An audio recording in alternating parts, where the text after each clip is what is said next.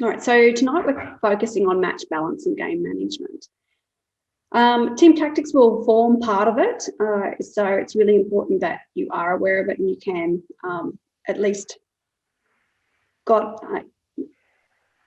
you can understand it, you can see it. When we talk about game management, people think, how do I advance panels? How do I get onto the NPL panel once I've got my level 1? You know, what are we looking for? And what we're going to cover tonight, and also, you know, for our nominations for A-League and what the NRC are looking for their FIFA nominations, is referees who can do this exceptional. That is what will take your refereeing to the next level. So first off, of course, we'll start with our acknowledgement of country. So Football Queensland acknowledge the traditional owners of the land on which we play, referee, coach, administer and watch football, and recognising their continuing connection to the land and the community. We pay our respect to Aboriginal and Torres Strait Islander cultures and to elders past, present and emerging. So it's just important that you guys are on mute when you come in. So the agenda tonight, we're going to focus on game management until 8:20 and then be able to cover some general business. We don't have a lot. And a lot of questions did come through from Football Brisbane. So if we don't get to it tonight, then we'll follow it up with Vince Lawson in regards to your questions.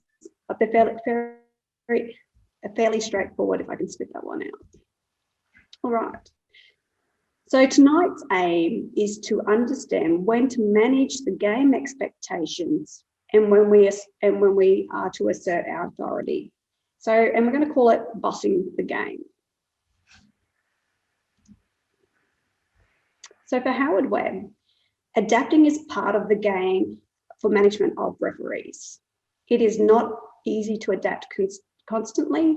The ones that are able to do that are the best referees. They step out and they step back in. They allow the players to play, but they are there when they need to be there. And that is pretty much the whole context of tonight. When are we just in the background of the game, allowing the game to evolve? And when do we need to assert our authority? When do we need to boss the game? To stand out, you've got to be really, really passionate about what you do and prepared to think about what's going to set you apart from the person next to you. The game needs you to raise your profile, to gain control of a game. You have to step up and be seen and heard when the game needs you to be seen and heard. And they're the best referees who are able to do that. And they adjust and flex, and they step out and they step back in again. And they allow the players to play, but they're there when they need to be there. How do I interact in the game? What's the best way for me to get a positive reaction from these participants on the field of play? I actually said to them after 22 minutes, after 2 more yellow cards, this is not going to plan. This game's not going to plan.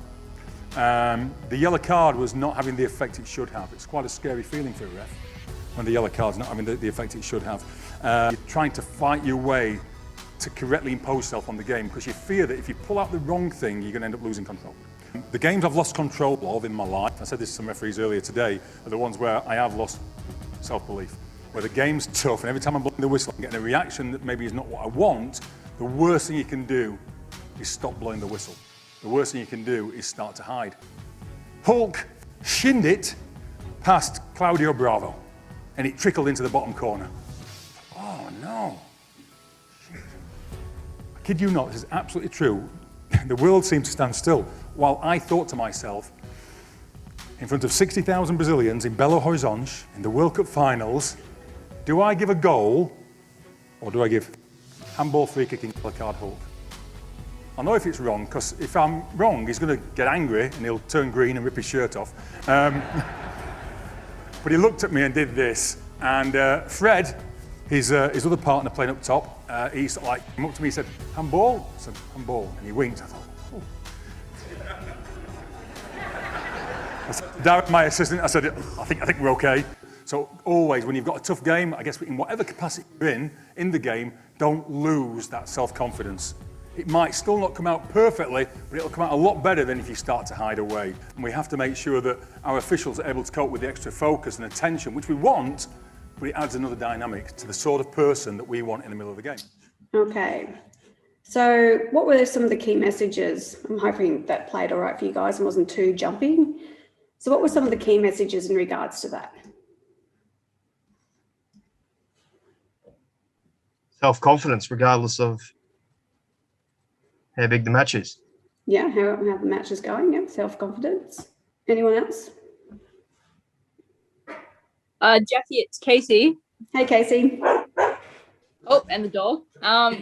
I thought what really stood out for me, just following on from that self-confidence, self-belief, just he said the games that he kind of lost control of, or he didn't do as well as he'd hoped, he lost self-belief, and then he stopped, I guess, reacting and stopped blowing the whistle. And he said that's the worst thing you can do. I think that really, that resonates with me, I think. Yeah. Not only that, being in and out of the moment of the match, to know when to say something and know when not to say something. That's different levels. Yeah, it's a fine art. It's like, when do we inject ourselves in that? And think about your refereeing right now. Are you picking those right moments to assert yourself into the game? Or do you lose a bit of confidence in regards to, was that a penalty? Was that not a penalty, sort of thing? Are you thinking about past decisions, which then affects what happens next? So it's really important about learning that fine art, especially with the younger referees coming through. The more belief that you have and the more management you can have is what is going to take you further and further along, because that's what they're looking for. You may not be, positioning may not be your strength, but your match control is, and that might put you just above that other person that ticks that box. All right, so we're going to go straight into our breakout room exercises. So you would have received the links and the Word documents. So we're going to spend a bit of time dissecting these clips. There's one of those clips that each of them have. There's a lot in there to discuss. For the first clip, we've got foul recognition, advantage versus possession, and we're going to focus on the referee and their personality. Are they demonstrating proactive and preventative techniques? Are they recognising the tactical play, understanding the player roles and the tactics the team are employing at that point in time to get what they want out of the game? Are they initiating contact, which could be classed as simulation? Are they using delaying tactics? Are they trying to stop a team from playing the ball quickly? Are we identifying that? Are they allowing the game to flow by proper selection of fouls and distinguishing between trifling fouls, which is minor or minimal contact, and fouls that meet the game expectations? Are we differentiating between fouls and misconduct that are careless and reckless versus using excessive force with the possibility of injuring an opponent? And if we're not, what management techniques could we employ for a better matching outcome? Or when should they be injecting themselves into the game versus then stepping out? So that's what I want us to discuss when we're looking at these clips, like really dissect them down and think about your own personality, because everyone's going to be different. I'm not asking you to be robots or to referee like, the Chris Beaths of the world, or the Jared Gillettes, or the Kay Jackowitz, or the Casey Ryabouts. I'm not asking you to be these referees. I'm asking you to be the best version of you. And your personality will be different, and you'll respond to players. You may not be confident to speak a lot to players, so then you would keep everything short and sharp. But we should be anyway, because the more the game is stopped, the more eyes are on the refereeing team. So I really want you to try and discuss this with your team. If you're kind of, sitting in behind just observing, well, maybe it's time that you actually inject yourself into the group conversations as well. Because if you're not going to be doing it here, then you probably won't be doing it on the field as well. So it's really important that you do. So we're going to start off with the odd groups. So would anyone like to talk us through Anton's clip? Or Anton, would you like to talk us through this clip, even though I don't know whether you were in the odd group or not? Were you lucky enough? Or would someone like to discuss something on Anton's behalf, and Anton can interject when he feels the need? Yeah, sure. Yeah. Max, you broke it down quite well. Nothing like a handball, Catherine. Second one tonight as well. Do you want me to play the Oh. first part, Max? Yeah. Oh yeah, you can play it if you want, Jackie. All right. So whereabouts, is there any particular area you want me to stop at? Yeah, sure. I'll let you know. Okay.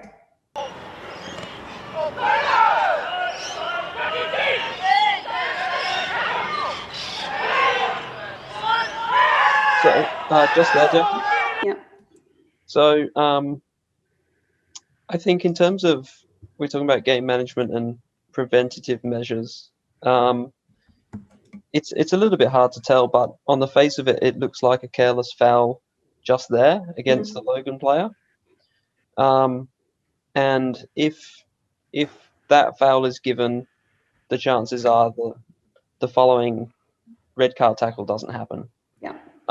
And the sense I get from the clip is that the Logan player comes in and commits the red card tackle because he felt that there was a foul in the build-up, and he was frustrated by that. So just in terms of preventative measures, just giving those small fouls, particularly because this is a foul against a defender, right on the goal line, it's easy to give. No one's really going to argue. So they're just those small things that we can do to maintain match control. Yeah. So a smart foul. Yeah. Okay. All right. So move on to the red card.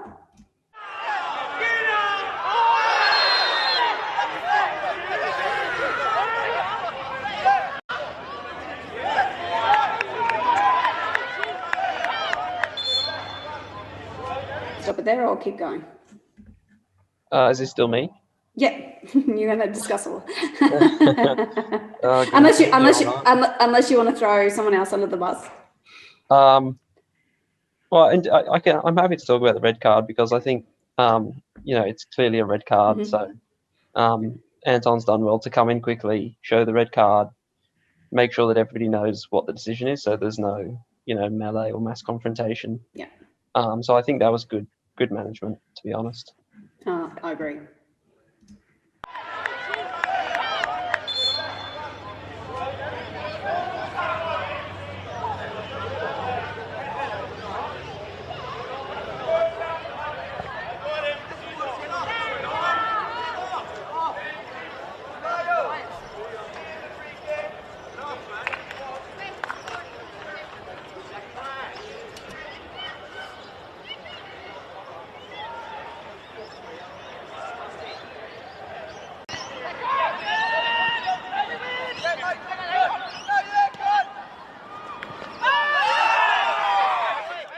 So what do you think about the manner of the red card? Did he do it well, or do you think he could have done a better job in actually sending the player off? For me personally, I'm happy with the way that Anton delivered the red card. It's what the players know of Anton. But the thing is that from previous situations and the clips, and for those that are on the huddle, we've seen these type of situations blow up with a mass confrontation or a melee to occur, and this doesn't happen. So the player gets removed, the player gets treated. So I've got no issues with the way. That's Anton's personality as well. Anton, are you happy with the way you delivered the red card there? Yes, as long as I show the red card for everyone. Yeah. It's no point to do anything else after. Just my priority was player on the ground who was injured. Yeah. And assistant right next to me who can look if anything happened after. So the way he stand next to me and ask me questions, I have no problem with that. As long as it not causing any other confirmation with other players. Yeah. So Simon here from Stanthorpe. So coming from a regional area, I would say that the way that it was handled and the way it looked actually pretty good considering. I mean, this is high level stuff. And also the fact that it was a red card, you would have expected, as Jackie mentioned, a melee, but that didn't happen. So that's very clearly down to the referee team actually being positive in this instance, despite the fact that it was a red card and a serious foul. Yeah, agree. And I just want to mention, before I showed the red card, I as I remember, I believe I yelled to everyone, I got him. So players would also hear it and already anticipate what's going to happen. Yeah. I think if on a few of these other clips as well, you, especially in this one as well, you say, I'm coming back for you as well. So, Max, are you still with us? I'm happy to handball it back to Catherine now. Okay, all righty. Catherine. Can I just ask something, Jackie? Sorry, yes. I think it was last month's session. You actually said when it's a red card offence, you don't want us playing advantage, and talked about actually stopping it to remove the player straight away rather than doing it, especially if it's not really an advantage and it's more like a possession than an advantage. What's the difference for this one here where it's paused right now? Well, the question is, does he connect with a straight leg or does he bend it? Because I know what Anton's understanding and I know what AFC's understanding is when someone leads with a straight leg and then it ends up with a bent leg, that we end up going yellow card. That's at an AFC level. Would you agree, Anton? No, technically, I would give red by watching this angle, but from my position, I would have 0 on a point of contact. I thought he got him with his thigh or butt to the stomach, so I didn't see the actual studs to his groin area. So by looking this clip, it would be red card. Yeah, guys. Would you play advantage or would you blow it up straight away? No, I would give it. Yeah. So, Carrie, you are correct. Unless the ball is going directly into goal, we would definitely not be playing advantage for any red card situation. Cool. I just wanted to ask because, I know positioning, seems to be the absolute key now for me is my focus, rather than the closeness. If you don't have the angle, you don't see it. It's just harder. Yeah.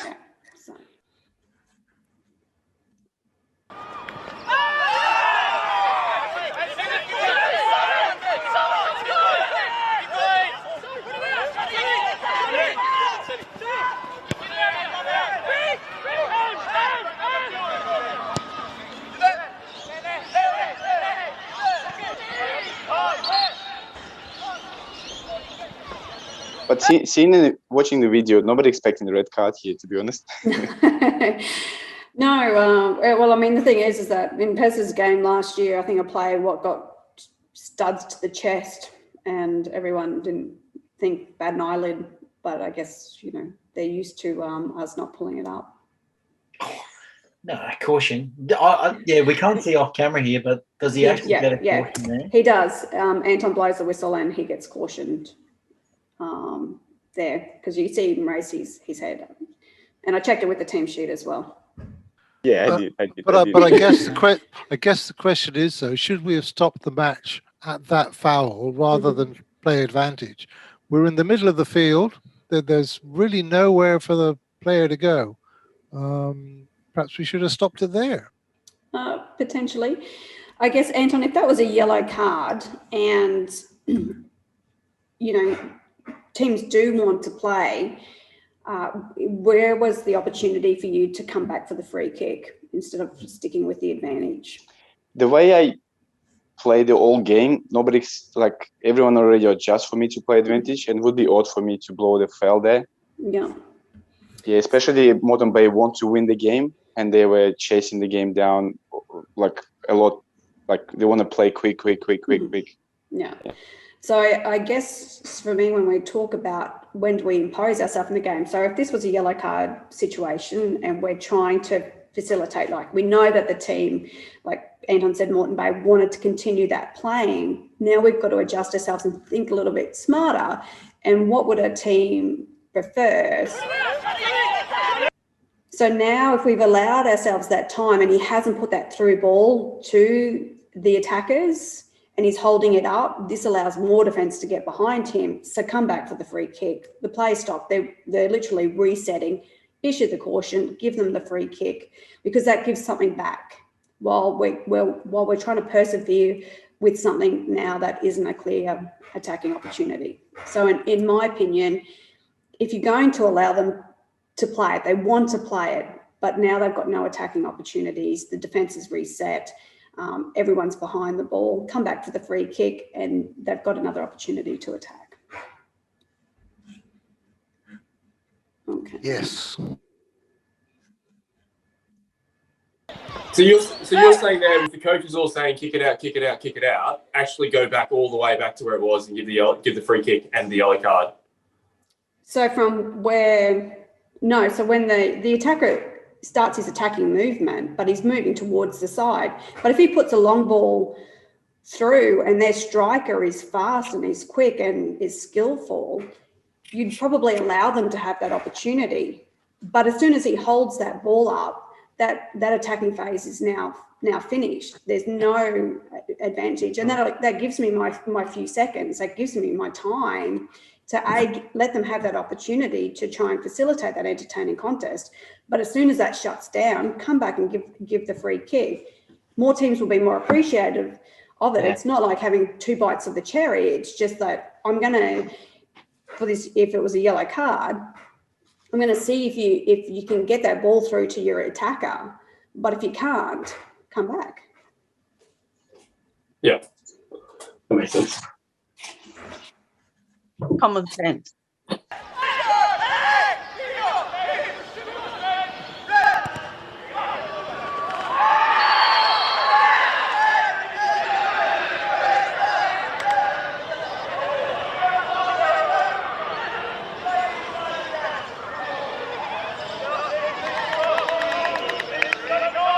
All right, Catherine, since Max threw you under the belt and we kind of stole your limelight on the previous one, you can discuss this one.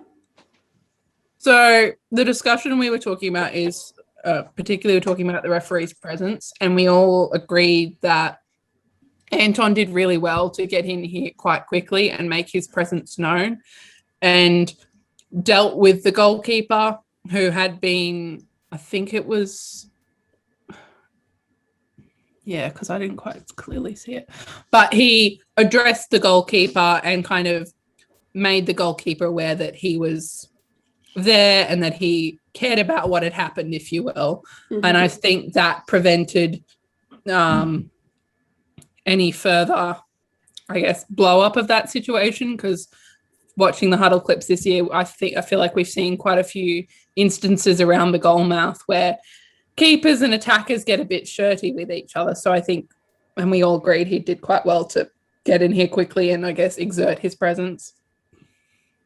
Right. Should have anything else happened, or you're happy with the management of both the goalkeeper managing his expectations and MBU 17?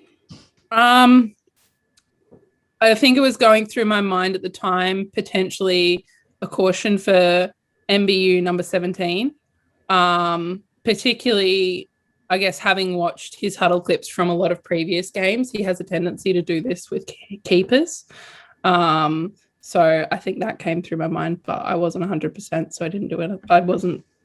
Didn't go further with that, I guess. Yeah. All right. Does anyone else have anything to add for this one? Come on, what about him drinking from the water bottle from the goalkeeper? Seriously? Oh, well. I think if you look at the right back for Logan, how he reacts and then how he looks at Anton, and then he kind of backs off. So if you play it from now, Jackie, yep, and the right back of Logan, he's running in and then he looks at Anton and he stops running in. The thing that I see is, like, if the presence wasn't there, he would have kept running and kept going onto his back. So I think the interesting thing as well is that he has made contact with a goalkeeper's head, mm-hmm, in that, and I think that has to be really sort of questioned. That to me was a pretty reckless charge on the keeper. Yeah. Yep. I definitely would support a yellow card here, Anthony. So for any contact in 2011, I know that the message from FIFA there has been any contact made with the arm to the head should be deemed minimum reckless contact. So they really want this to be clamped down. He talks to the goalkeeper for a number of seconds, for a little while. His interaction with number 17 is minimal. It's a don't do it again, let's get on with it. I think he needs more than that to emphasise the seriousness of the action. All right, so let's discuss the next one.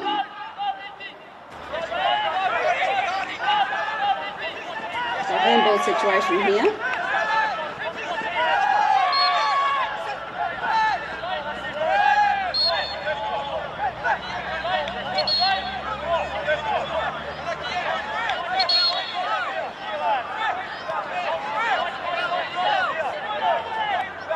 All right. Another group would like to speak about this one. This one's an easy one. Well, I think it's an easy one. Well, we thought his focus should have been on the second foul, not on the handball, but back to where the interaction between the players was. Yeah. Because that's where it's likely to blow up, where it's likely to become messy. And he should have been in there, making sure that that situation was under control, rather than worrying about the previous incident. Okay.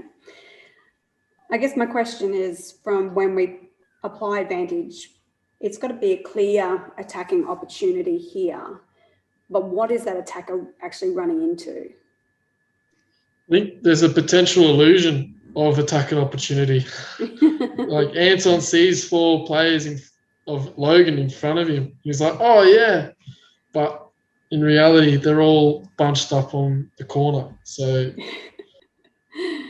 yeah, so that's the thing that we need to take into consideration when applying advantage, is to look. And if the location, the number of defenders versus attackers isn't met, come back for that quick free kick. But you've got to be really quick in identifying that.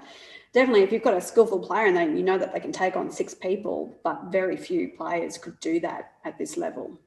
So it's really important that we have the correct balance in when to give that attacking opportunity and when to not close it down and just give the free kick, move on. And it's a handball.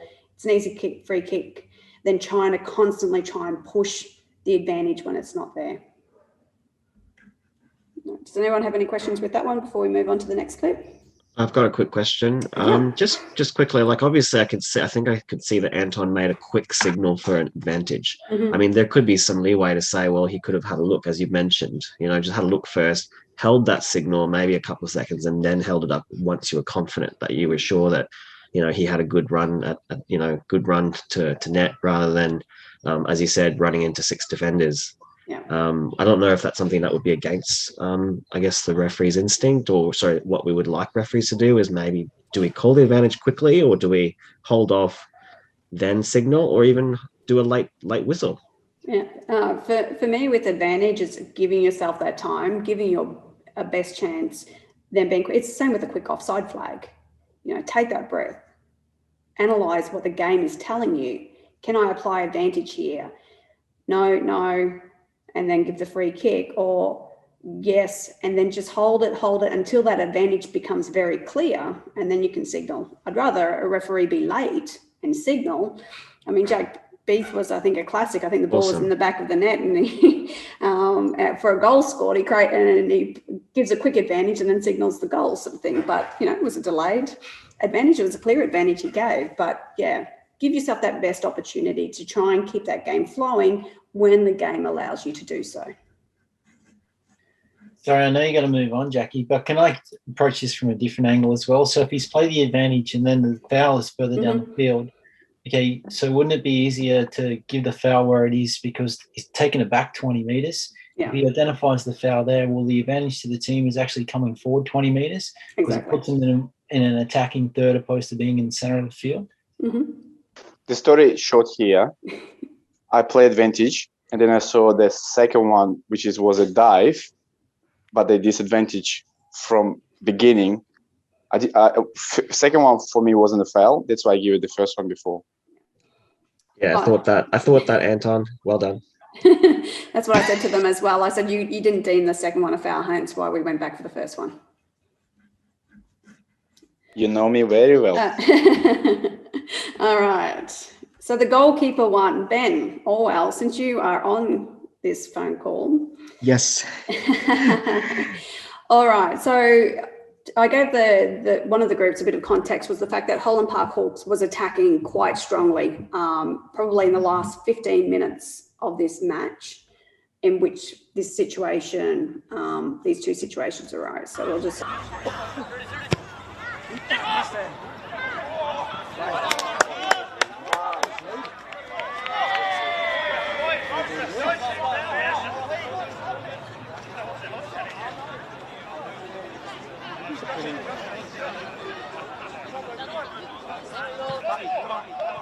So what's going through your mind, Ben?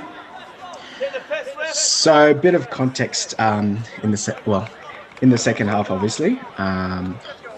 Southside Eagles were 3-1 up. Before this happened, as soon as Southside Eagles scored their second or third goal, I did advise the captain. I do know that obviously you're leading. I usually advise the captains, I know you're leading, but let's not excessively time waste here. So I'll be watching for that. Before this happened, I did advise the captain. At the time when this happened, I thought to myself, I'll manage this situation by verbally advising the keeper to speed it up. Mm-hmm. That's your last warning. And then obviously the second part of the clip, after that, the keeper didn't perform any excessive time wasting, but I feel like this could have been prevented. The clip after this with a caution for delaying the restart. Okay. So I thought I was lenient in this situation here. I think a lot of people probably thought you were lenient. Do you think your message was effective? Like, I mean, the camera, even off camera, we can't really hear you. I guess there's no whistle. There's no. Yeah. So what I did was I did point to my watch with my other hand and lifted my arm up to show all the stakeholders that I will be adding this time on. That was probably not on camera. Oh, we got a little bit of it, sort of thing. But I guess, if you're really going to stamp it out and make it clear to everyone, what could you do different if you're just going to warn? Obviously, using the whistle, asserting authority, which, possibly, showing the caution for delaying the restart here, which easily could have prevented the next action in the video. Definitely. Does anyone else have anything to add or something that they would do different? If I may. What about Paul? Sorry. If I may, probably the only thing I was thinking about, which Ben, thanks for thinking about reflecting on your thoughts, would be to been run down to the keeper and actually be there physically, closer to his face, saying, "Look, that's not on." It also is much more public because you can see the referees physically reacting to it. And I can probably say that, look, if it was in the 90th minute, I'd be dead tired and maybe I wouldn't be thinking about that. But I think it still is important to actually be physical and use your body language to as you said. Anyone else? Yeah. What about just running backwards? Running backwards? Sorry, running backwards. Just running backwards, like with the players, right, and keeping an eye on the keeper. Like if it looks like there's potential for time wasting, just I always try and run backwards. I guess in regards to if it's the 90th minute, might be a bit tired. I'd probably walk down and greet the goalkeeper as he was making his way back. Welcome back. Here's a card. Pleased to meet you. And probably go back up, sort of thing. So Merry Christmas. Take me out of position. I'm definitely not going to go there to give him a warning. I would, but it just depends on your personality and how you want to inject yourself into the game. I certainly wasn't known to be a nice referee, that's for sure. But like I said, it comes down to personality. Like Ben said, he'd probably do this. Someone else might do it a little bit differently, but it's just like as we said, we've got a little bit more. What's great about this clip is the banter from the sideline. The countdown.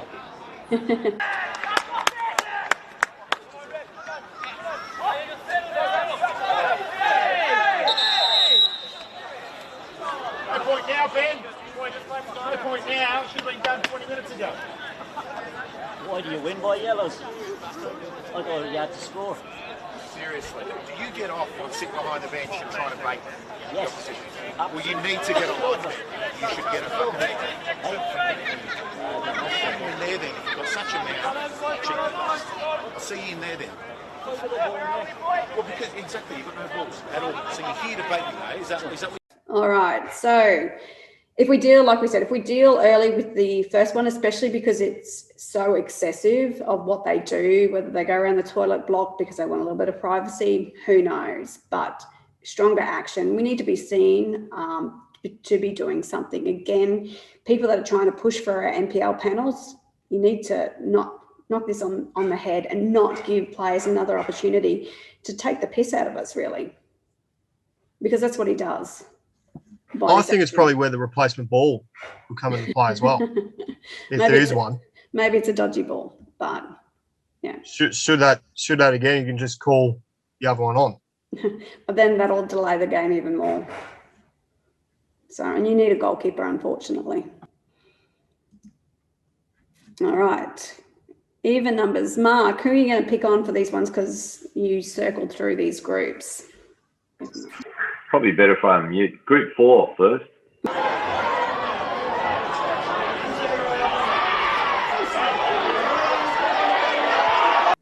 So this is what causes this player to go down, this contact here.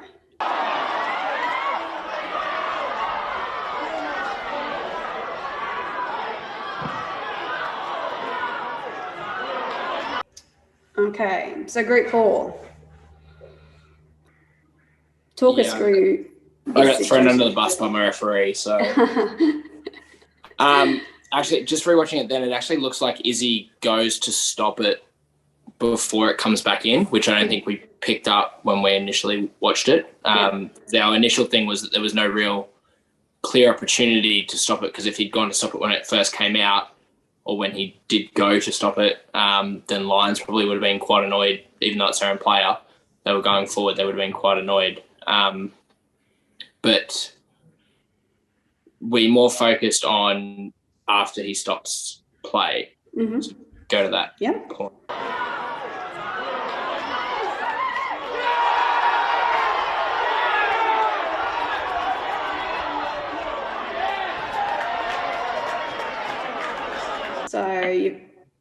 So what did you like about that? So we said about the fact that he slows it down. So obviously you've got City are going up for a penalty, Lions are going crazy about the fact that it's not, and he sort of not ignores it, but takes everyone's attention away from that and goes, no, I'm dealing with the injured player first. Yeah. And like I said, when you've got players, and especially the players that are around you there, like when you got Luke from Lions, he's going to go off in your face regardless.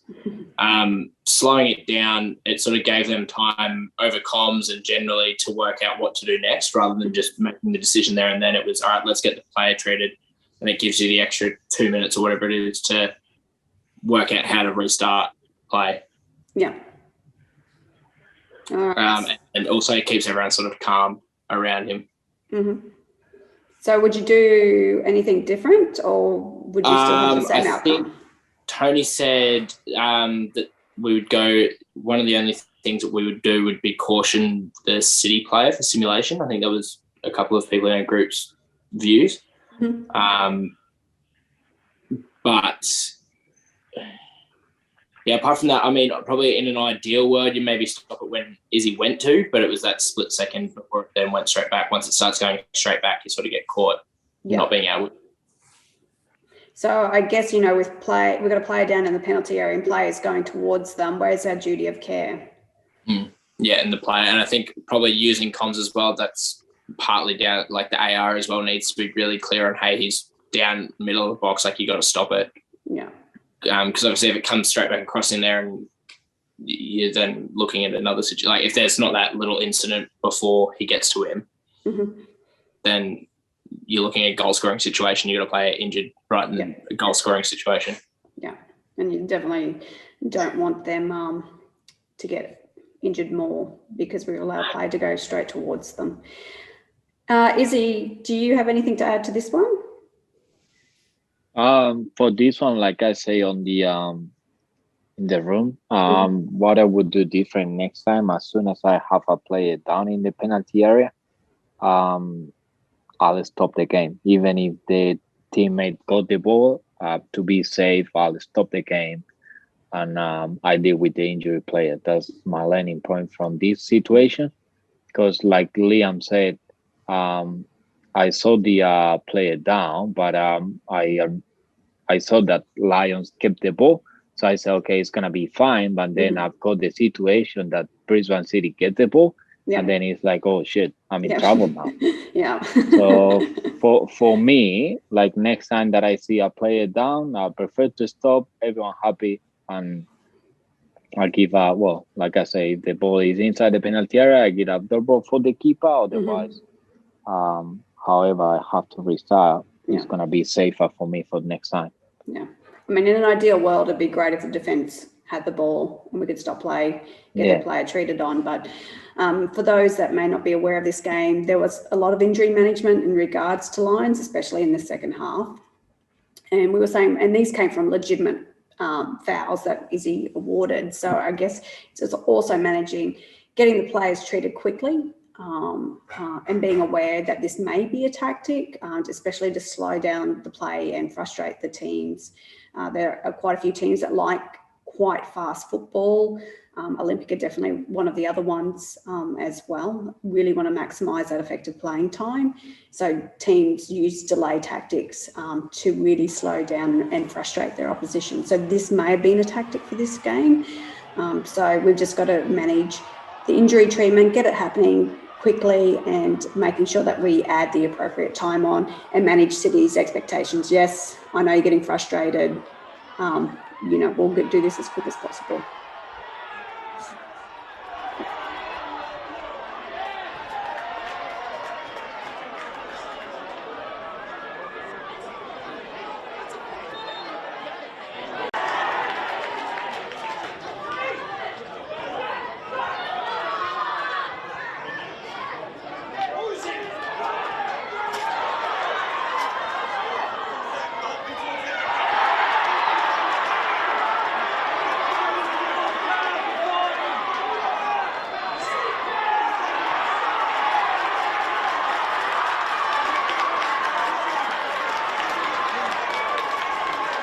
All right, so now we're going to the other penalty area. I think maybe 10 minutes, less than 10 minutes between the two situations. Mark, are we still sticking with group 4 or are we going to a different group for this one? Group 10, if they're still here. I wasn't. We were part of group 10. I'll just turn right. us around. Guys, you'll have to speak quite loud if you're going to. From my point of view, penalty was definitely outside the box. Defender didn't move after he took the ball up, whether he dived or not. And as we discussed earlier, you call play to stop, check with the AR, then come back and continue on to how you want to call play. All right, so for you, you say it's a foul and you say it's outside. Yeah. All right, does anyone else offer a different opinion? Because like you said, there's time to have that conversation as players stopped. Yeah, I'll say it's a penalty just because his body's leaning into the box. Oh. That's the contact made with the lower part. His upper body is in the box. Penalty area, I should say. All righty, let's go back. Is it in and out? There's a reverse angle in which it's quite a good.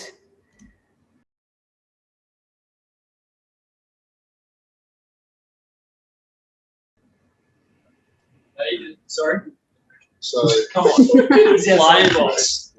Defender is white. It's actually got one leg in the box and one outside the box. Yeah, the defender does have one leg inside the penalty area and one leg outside the penalty area. Actually, the other guy go the other way. Couldn't tell. So contact. So the final contact is about here, which is kind of on his thigh. Which if you project it down, it would be probably at least on the line, or in if you deem this to be a foul. Does anyone not deem this to be a foul? Would anyone say play on? In Group 9, we discussed the fact that it might not have been a foul. We're split here. You're split here. Okay, so we've got a direct free kick outside. We've got a penalty kick, And we've got a no foul. We've got simulation here. I got simulation. Yeah. We've got a few different answers and cans. We were discussing in our group, Anton was talking about going back to process of regardless of the result, and he was saying how it's obviously very hard to tell with a clip like this because of the angle of the camera and so forth. Regardless of the result, it comes back to pre-match instructions, and he was talking about at the Under-17 World Cup how they did a lot of drills with the referee and the AR on long ball transitions and making sure your instructions to your AR are specific for situations like this of what their focus needs to be. So he was discussing missing a dogzo, I think it was at strikers early in the year, because he, instead of focusing on the challenge itself, was more focused on in and out, I think he said, rather than his AR doing that, and how having the AR specifically focused on in or out, and then him as the referee focused on the challenge or the situation itself and the players involved. And he also made the point of it's hard as an AR in that situation because they would have been a couple of meters in front to be in line with the second last defender, and to consider as a referee, would that have had an impact on their ability to provide the correct picture? So, I guess, a tactic, it's 1-1, a result is needed. We're coming, I think it's about the 89th minute. What are attackers more likely to do in these type of situations? The thing is, attacker's name's Oscar. Absolutely, Oscar. So you're saying he could have been part of the diving team for the Olympics. Who knows? Absolutely, springboard plus. Look at the arms go up immediately. Bloody good actor, eh? The arms go up immediately. The other leg goes up in the air. It's total Oscar plus. There's two other components. And the Oscar goes to. Sorry, Anthony. Jackie, We'll just. Can I mention? Yes, Anton. Sorry. Just also look at the defender reaction. He definitely know it's a foul for him because he stood down. He blew the whistle, and he pointed outside, so he acknowledged it was a foul. If you boys want to look at the arms. So you're going off defenders now.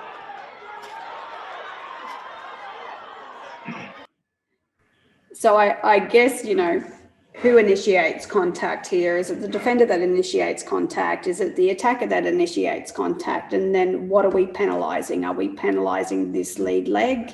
To me, it looks like it at the defender. Yeah. Initiates contact. Yeah. So if the defender makes contact, then the final part of the contact then is here, or do we penalise the lead leg? But from a photograph, which is a reverse angle, shows that if we penalise this leg was clearly inside the penalty area, so then it's a penalty. Like, this is a very hard clip, and it's like Catherine said about Anton's pre-match, is in these type of situations the referee's gets caught far. But the referee has seen probably the build-up of how the attacker comes into the lead-up, while the assistant referee sees the final part of it. So maybe coming together and having that conversation, and then it's the referee is like, yep, I'm going to award a penalty kick, or we're going to restart with a goal kick. So that's what probably needs to happen. Oleg and Izzy, I don't know whether you guys want to add a little bit more context to this one. Yeah, I can say something. From your position, because we can't see you there, but I can see you in the photograph. That's the reverse angle. To be honest, I don't know what Oleg is gonna add on this one, but I think it's nothing to add on this situation, as like you said, we got the photo from the other angle, and it's hard to tell if he's on the line, if he's outside. Like you said, his left foot is inside. So if we penalize the leg left leg, Yeah. is inside. But like I say on the video, you can go. It's easy to go for dive, or it's easy to say free kick, or you can say left leg is inside. We come for pen. So you can choose in this one whatever you want. To be honest, but yeah. Jackie, I don't know what Oleg wants to add, but yeah. Jackie, well, can I ask I've got two questions. Yeah. Very simply, one for Izzy, one for Oleg. What would you have done differently, each of you? Simple question. In my situation, I'll go and have a chat with Oleg. Instead that through the comp, I'll take my time. I'm going to the side, have a chat with Oleg, and then we go from there. Whatever he said, we go from there. I would do. It's like my coaching point about the situation, because I didn't stay exactly on the line, just I don't know, forward 3 or 4 meters. And so if assistant didn't stay exactly on the line and foul happened, like on the line, if you're not sure, like outside, inside, like if looks like inside, my advice, make step back. It means like outside. So it should be for expectation and without guessing. So it's a direct free kick outside. But it's still I don't know ways it happened. Looks like inside, looks like outside. Well, I mean, we don't have 26 camera angles to be able to dissect it. So we've got to, if the video is inconclusive, then we've got to go with the refereeing team on the day. It's one thing that we could analyse it. Some people would book them for simulation. Some people would allow play to continue. Some would give a direct free kick. Some would give a penalty kick. So we've got like 4 different variations depending on the day. And the footage here, we have to support the referee team on the day because it's not conclusive either way. We've got lots of people with different opinions here. Tony, do you want to have anything to add? No, I just look, irrespective of the decision that was made on the day, I think it's all about learning, right? So exactly. It's about, well, okay, what could everyone have done differently if you were in that same position? What would you have done? And that's it. And learn from it and say, well, okay, move on. That's right. And that's what all these clips are for. They're not to say, oh, this person's wrong, or I wouldn't do that. These are all about learning and being better as a referee, not only individually, but as a team. So sorry, Jackie, can I ask one question in relation to if you give the foul, you give the penalty. Given the situation, dogs so spar, do you also give the card to sell the decision to make it easier from that perspective? And yes, it's second card, but it goes off. Control of the ball it's a footballing challenge, and control of the ball for me isn't there to make it a clear. Like, I think you're just adding fuel to the fire in regards to what happens if it was their second yellow card. Like, there's just too many variables, sort of thing. So I mean, he was never going to regain possession of that ball, and maybe that was the reason why he went into the challenge the way he did. So these are just all things that we can look at when we analyse the situation. Can I just say something? Yes, Linda. I just want to reinforce that this is how important it is to give pre-match instructions to your assistant referees, no matter what level of game you're refereeing. Whether it's City League, Women's League, whatever league it is. If you give them good pre-match instructions, so they know exactly what you expect from them, then you can all work well as a well-oiled team. So it's very important that. And and Izzy trusted his assistant referee 100% as well with the information that he got. And that's why that's so well. At lower levels, some of the referees aren't giving any instructions whatsoever to their assistant referees, and that can sometimes be a big mistake. Yeah. I won't send it out, but as part of this game, I did take a video of the pre-match instructions as part of our little group that we have for our buddies and mentors. So we had 1 or 2 of the boys there, so we did take a video. So if that's all right, I might send it through to you, Jackie. Sure. Yeah. if the boys are okay with it. Yeah, as long as they're comfortable with doing that, then Yeah. 100%. All right, let's move on to the next one. This one should be pretty quick. All right, Casey, since this is your match, and I think you've got some learning points from it, we'll just watch the first part. Hopefully she's still online.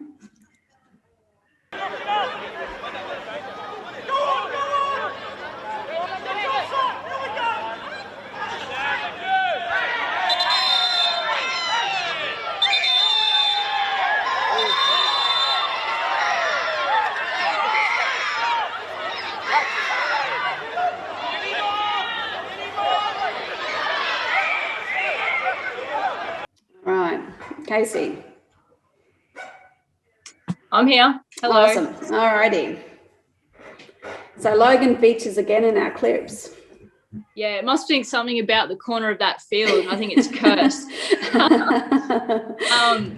Okay, so just to give some background about this clip, the score was 3-2 at the time, and this was extra time. Additional time.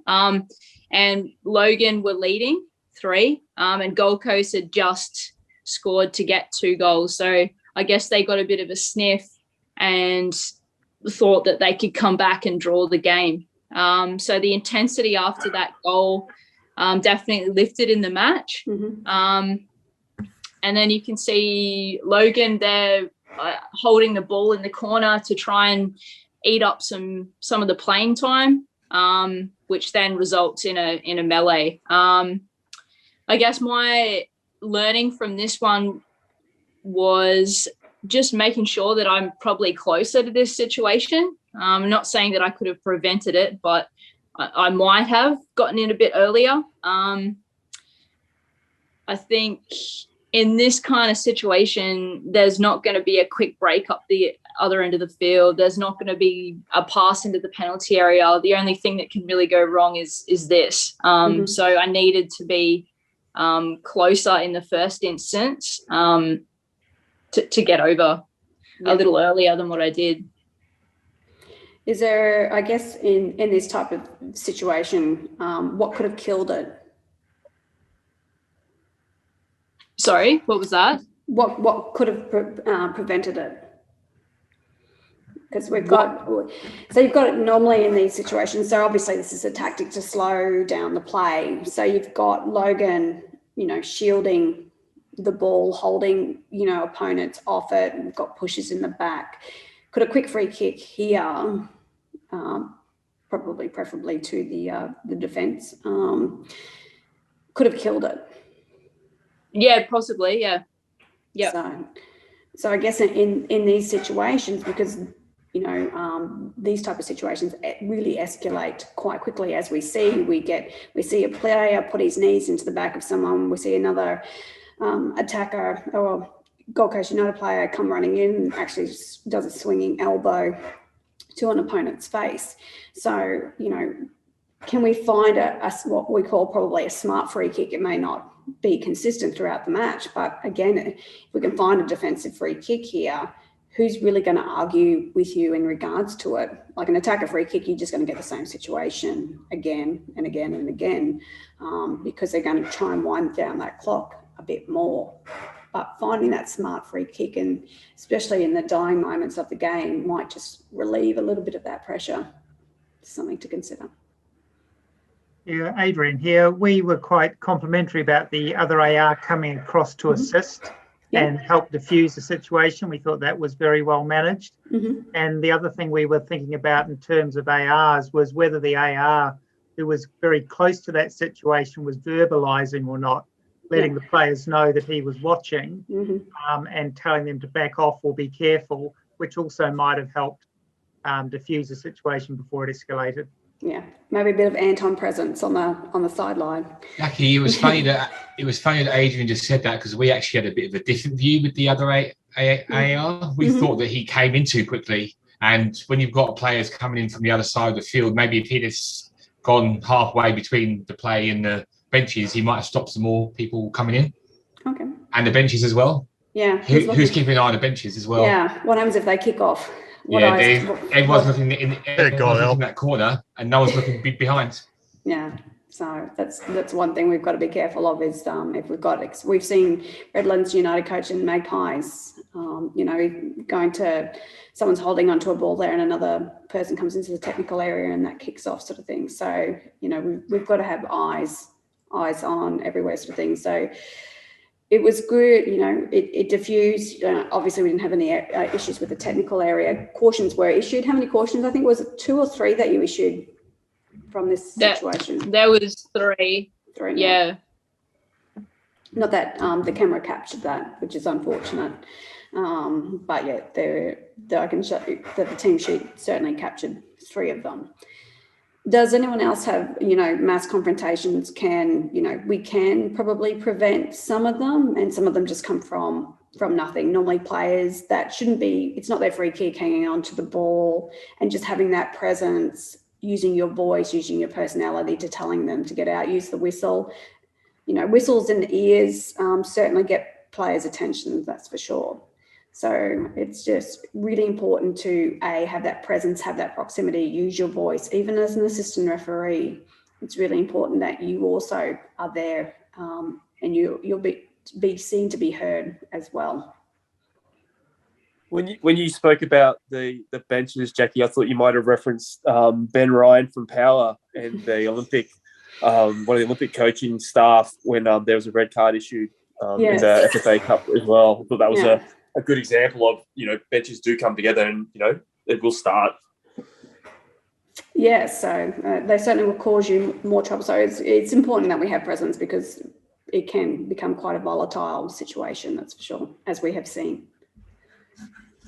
All right, does anyone have any questions in regards to mass confrontation before we move on and sum it up? We're 7 minutes over. I was hoping we'd be on time. I thought we were tracking well. No. All right, so how do we enhance our match control / boss the game? What exactly are we looking for? And so we alluded to it before in what we were looking through in these clips. So again, we're looking for you to use your personality. Sometimes you have a great personality off the field and then you come onto the field and you become mute. Like, bring that personality into the game. Show the players that you're human. Demonstrate your proactive and preventative techniques. And it's really important that you deliver the appropriate message in a way that's based on the game, the situation, and the personality of the player. And that will come with time and with experience, especially the more time you get to know the players. And it will result more times in the desired outcome than against you. So again, different situations are going to call for different action from you. So you can't be a robot and you can't keep on repeating the same thing because it may not work for you.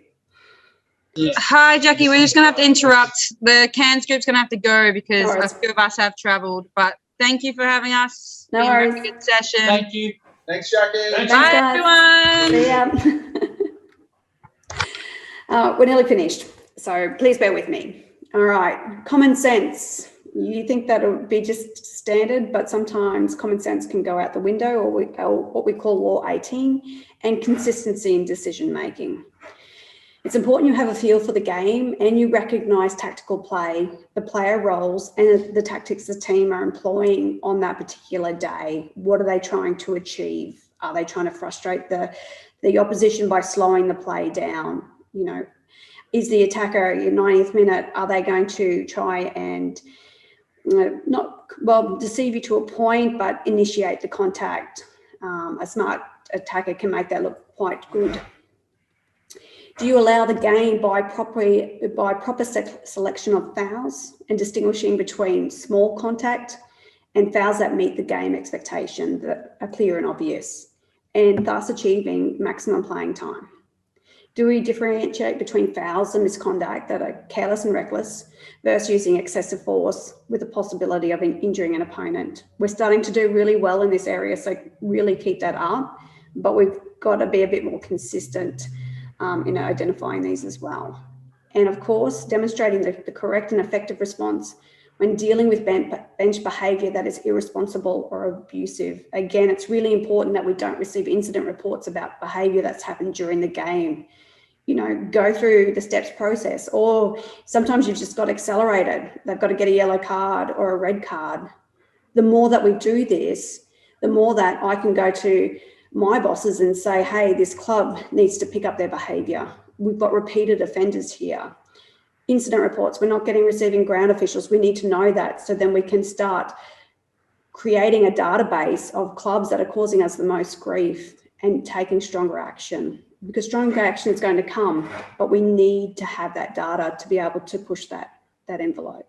So it's really important that we're consistent and that we do our job and report this irresponsible and abusive behaviour, not only from the technical area, but also from the spectators. So what does that look like on the field? So we're going to have a situation in which a melee, and I want you to listen to the referee and what he does and the actions he takes. Let's go.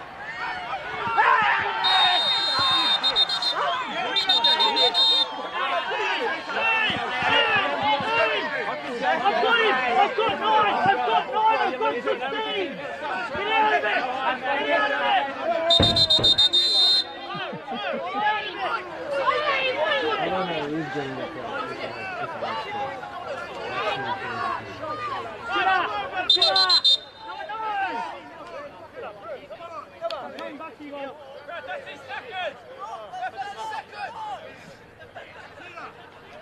Okay, give me one this way.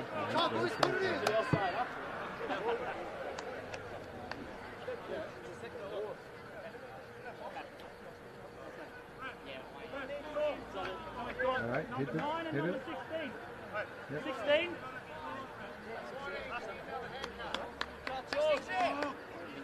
Come on!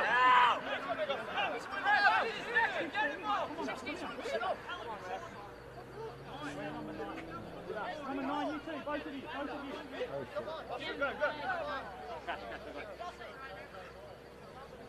What do you get it for? I didn't do anything. It's okay. Let the people go.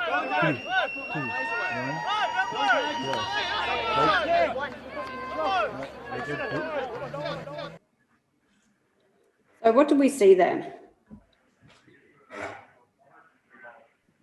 Clear communication. I'm not sure it was the referee or the ARs. I've got 9 and I've got 16. Yeah, that was the referee.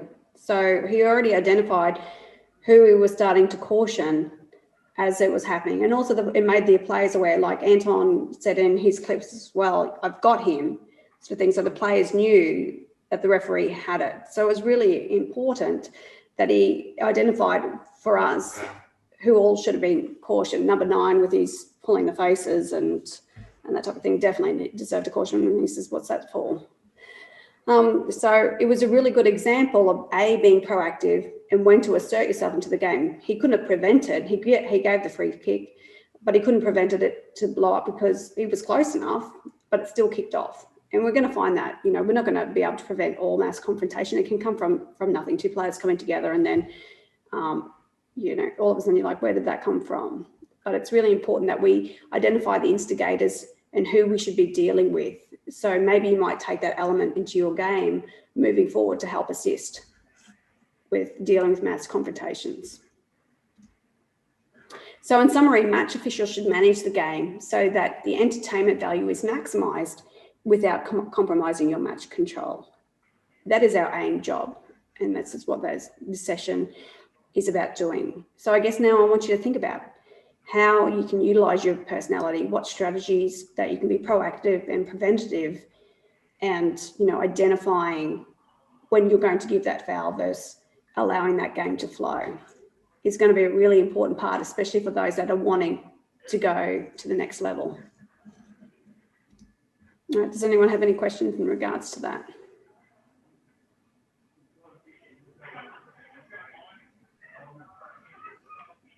No. Well, we're going to work with Vince in regards to the queries that we got in general business. So we will touch base in regards to that. I'll just touch on the feedback on serious foul play coaching from April. So nothing changes. The direction is still the same. Any player that leaves the ground and lunges and makes contact is a red card offence.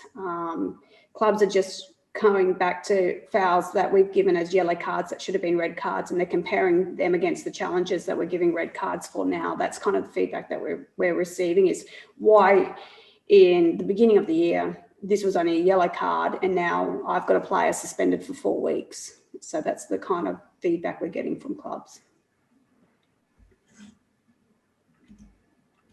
All right. Thank you very much for everyone for joining. I hope you got something from tonight's session. If not, then I wish you all a good night. Stay safe for those that are in lockdown, and hopefully we can have a live session as well.